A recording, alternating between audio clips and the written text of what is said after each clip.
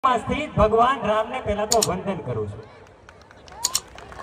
કવિ શૂન્ય પાલનપુરીની સરસ મજાની વાત પંક્તિથી મારી વાતની શરૂઆત કરવી છે કે પરિચય છે મંદિરમાં દેવોને મારો અને મસ્જિદમાં ખુદા ઓળખે છે। પરિચય છે મંદિરમાં દેવોને મારો અને મસ્જિદમાં ખુદા ઓળખે છે। નથી વ્યક્તિત્વ મારું છાનું આપ સૌથી, આપ સૌના પ્રતાપે જ આજે બધા ઓળખે છે। આપ સૌનો હૃદયના ભાવથી ખૂબ ખૂબ આભાર। સાહેબ, દુનિયામાં 4 વાર ખૂબ મહત્વના છે। પહેલો વાર પરિવાર, બીજો વાર જમણવાર, ત્રીજો વાર રવિવાર, ચોથો અને મહત્વનો વાર તહેવાર।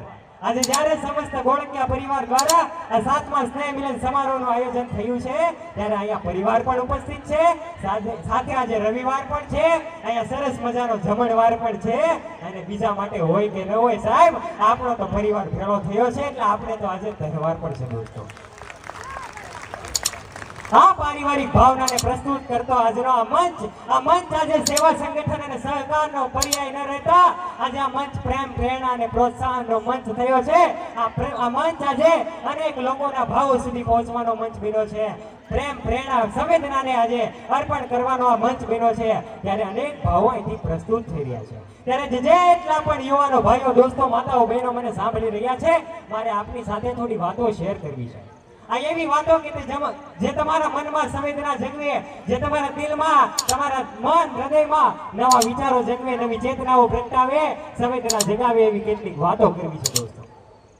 એક ખૂબ મજાનો એક નાનકડો પ્રશ્ન, 3 શબ્દનો પ્રશ્ન મારે વાતની શરૂઆત કરવી છે। નાનકડો છે પણ મજાનો પ્રશ્ન છે। મારે પૂછવું છે, દાદા નશો શેનો હોય? નશો શેનો હોય? આપણે જે નશો કરીએ શેનો હોય? સમાજનો જ હોય ને। ઓકે, નશો સમાજનો હોય। નશો શેનો હોય દાદા? નશો તો પરિવારનો હોય। નશો પરિવારનો હોય। અહીંયા જે આપણે વિચારીએ છીએ ને સાહેબ, એનો નશો ન હોય। નશો આપણા બાપ દાદાની ખાનદાનીનો હોય, નશો આપણા બાપ દાદાની ખુમારીનો હોય, નશો રાષ્ટ્રપ્રેમનો હોય। આપણે કયા કુળમાંથી આવીએ છીએ ને દોસ્તો, નશો એનો હોય અને આજે આ નશો નથી કરતા ને એટલે આપણે બીજા વ્યસનોના રવાડે ચડી ગયા છીએ દોસ્તો। મારે આપને પૂછવું છે કે એક 7 વર્ષના બાળકનો શું વાંક કે તેમણે આખી જિંદગી એ બાપની છત્ર છાયા વગર જીવવું પડે? એક સ્ત્રીનો શું વાંક કે તેને આખી જિંદગી વિધવા થઈ ફરવું પડે? જેટલા પણ લોકો આવ્યા છે, એક મનમાં દ્રઢ સંકલ્પ સાથે ઘરે જજો। આ તમારા વ્યસનો જે પરિવારને બરબાદ કરી રહ્યા છે, તમને માનવામાં ન આવે તો આંકડાઓ ચેક કરી લેજો। દર વર્ષે જેટલા શહીદો આ દેશ માટે નથી થતા ને એટલા આ કેન્સર નામના વ્યસનથી થતા કેન્સરના ભયંકર રોગથી અવસાન પામી રહ્યા છે દોસ્તો। વિચારવાનો સમય હવે ભાગી ગયો છે અને ત્યાંથી વાત પૂરી નથી થતી। આશ્ચર્યની વાત તો એ છે કે આજનું યુવા ધન પણ વ્યસનના રવાડે ચડી ગયું છે, ડ્રગ્સ, સિગારેટના રવાડે ચડી ગયું છે। આ મંચ પરથી મારે કહેવું છે સાહેબ, જાગી જવાનો સમય આવી ગયો છે।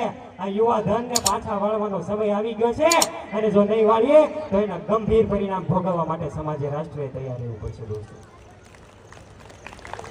આ મંચ ઉપરથી બહુ બધું મોટિવેશન કે સલાહ સૂચન આપવાનો આપણો કોઈ અધિકાર નથી સાહેબ, પણ વાસ્તવિકતા તરફ ધ્યાન દોરવા માટે આવ્યો છું। વાસ્તવિકતા જાણી વિચારજો દોસ્તો। એક બહુ મજાની વાત મારે કરવી છે કે સરદાર પટેલ સાહેબ, એમનું વ્યસન એ જો સમગ્ર હિન્દના સરદાર હતા સાહેબ, એમનો કિસ્સો લેવા જઈશ તો સમયનો વ્યય થશે, માટે મારી વાતને હવે આગળ વધારવી છે। જ્યારે પરિવાર ભેગો થતો હોય અને મૃત્યુના દિવસો આજે ખૂબ નજીક આવી રહ્યા છે ત્યારે કેટલીક બાબતો સુનિશ્ચિત કરવી જરૂરી છે। આજે ખરખરો અને અફસોસ હાથ વગો રાખવો ખૂબ જરૂરી છે। આપણે જોઈએ છીએ ભાઈ ભાગીદાર વચ્ચેનો સંબંધ હોય, ભાઈ વચ્ચેનો સંબંધ હોય, આ સંબંધોમાં આજે તિરાડો પડતી જાય છે ત્યારે આ સંબંધોના ઝરૂખે લાગણીઓના ફૂલ ખીલવાનું કામ એ આ સ્નેહ મિલન સમારોહ કરી રહ્યું છે। ત્યારે દોસ્તો, એક ખૂબ મજાની પ્રવૃત્તિ મારે આપની સાથે કરાવી છે। આ બધાએ તમારા સ્થાને જ બેસી રહીને તમારી આંખો બંધ કરવાની છે અને મારી વાત, આજે જે વાત કરવા જઈ રહ્યો છું એ તમારા હૃદય સુધી પહોંચાડવાની છે, મારા શબ્દોને પકડવાના છે દોસ્તો। તમે કલ્પના કરો, તમારા મનમાં વિચારો, એવા વ્યક્તિની કલ્પના સાહેબ તમારે કરવાની છે કે જેને તમે નફરત કરો છો, જેની સાથે તમારે અબોલા છે, જેનું મુખ પણ સાહેબ તમે જોવા નથી માંગતા, એવા વ્યક્તિની તમારે આંખ બંધ કરીને કલ્પના કરવાની છે. મારી સાથે આ પ્રવૃત્તિ તમારે કરવાની છે. જે વ્યક્તિ સાથે નફરત છે, જે વ્યક્તિ સાથે તમારે અબોલા છે, અને જેનું મુખ પણ તમે સાહેબ જોવા નથી માંગતા ને, એ જ વ્યક્તિ કોઈ સવારે સાહેબ તમે ઉઠો છો, તમે વિચારી લેજો, કલ્પના કરજો મારી સાથે, કોઈ સવારે તમે ઉઠો છો અને સવારે ઉઠીને તમને જાણ થાય કે ગઈકાલ રાત સુધી તમે જેને નફરત કરતા હતા, ગઈકાલ રાતે ભરપેટ નિંદા કરીને તમે સૂઈ ગયા હતા, અને એ જ વ્યક્તિ સાહેબ, એ જ વ્યક્તિ આ દુનિયા છોડીને ચાલી જાય, ત્યારે એમના પ્રત્યેનો દુર્વ્યવહાર કરવાનો અફસોસ થશે આપણને. એ જ વ્યક્તિ કે જેની ભરપેટ નિંદા કરીને સાહેબ આપણે ગઈકાલ રાત્રે સૂઈ ગયા હતા, અને એ જ વ્યક્તિ માટે પ્રભુ એમના આત્માને શાંતિ આપજો. આવું લખવામાં આપણને કેટલો ખચકાટ થશે દોસ્તો. જે વ્યક્તિ માટે આપણને અબોલા છે, જેની સાથે નફરત છે, એ જ વ્યક્તિ માટે સાહેબ પ્રભુ એમના આત્માને શાંતિ આપજો, એવું લખવામાં આપણને ખચકાટ થશે.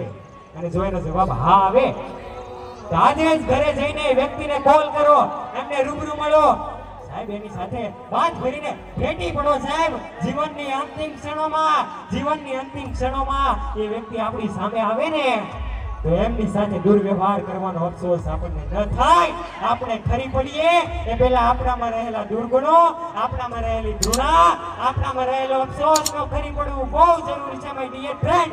જ્યારે પરિવારના ભાવો પ્રસ્તુત થતા હોય ત્યારે લાગણીઓ આગળ માગણી વાવડી લાગે. દોસ્તો માટે આપ સૌને વિનંતી કરી રહ્યો છું, જે ભાઈ ભાઈ વચ્ચેનો સંબંધ હોય, ભાઈ ભાગીદાર વચ્ચેનો સંબંધ હોય, સોરી કહી દેજો, માફી માંગી લેજો, માફ કરી દેજો, ભાગ જેનો પણ હોય સાહેબ, આપોઆપ સોલ્યુશન આવી જશે.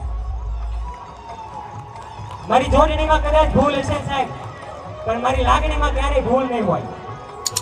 માટે હવે ખૂબ મુદ્દાની વાત મારે કરવી છે.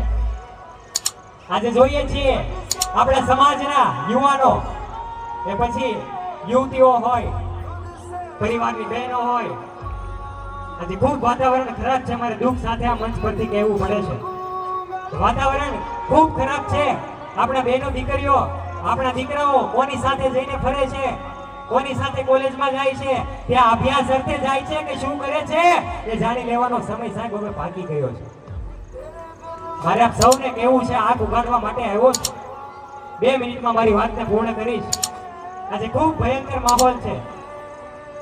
એક 2 મહિનાના કે મહિનાના ટૂંકા સમયગાળાના એ પ્રેમ તો ન કહી શકાય, જે આપણા સમાજના દીકરા દીકરીઓ છે એનું બ્રેન વોશિંગ કરવામાં આવે, કે પછી છોકરા દ્વારા કરવામાં આવે કે છોકરી દ્વારા, ત્યારે એનું બ્લેકમેલ થતા હોય છે.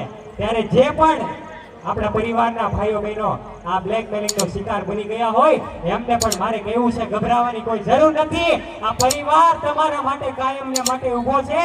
કોઈ છોકરી તમારા બ્લેકમેલ કરતી હોય કે છોકરો તમને બ્લેકમેલ કરતો હોય, તો આ પરિવારને જાણ કરજો. પહેલા તે પહેલાના ધોરણે જાણ કરશો તો વહેલા સોલ્યુશન આવી જશે દોસ્તો.